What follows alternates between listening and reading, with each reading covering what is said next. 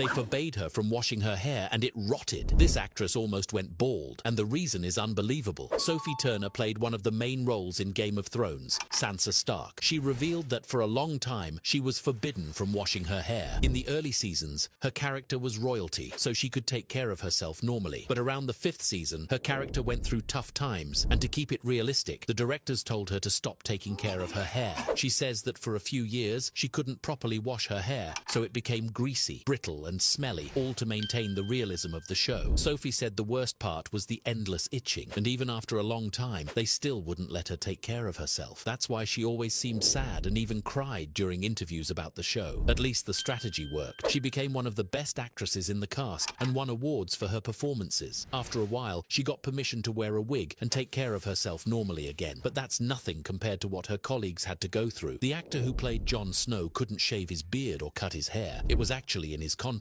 and the fine was surely hefty. That's why he only changed his look after the series ended, but the other actors had to do something worse. Whenever a character went through a tough time, they were forbidden from taking a bath. After almost a month, their smell was terrible, but that's exactly what the directors wanted, because that way, the smell, the appearance, and the reactions of the people around them were as realistic as possible. According to the director, not even the best makeup in the world can make an actor feel like they're in the character's shoes. In the case of Game of Thrones, the actors went along with it and tried to live as realistically as possible for their roles. Something even worse happened to this actress, who was forced to shave her head. Anne Hathaway had to shave her head twice in her life, first in the movie Les Miserables and the second time in The Witches. But on one of those occasions, she was forced to. It turns out the actress didn't read the contract properly, so she didn't know her character would be bald. She tried to talk to the producers, but there was no way around it. Anne had to choose between cutting her hair or paying a hefty fine for breach of contract. That actor is crazy and almost lost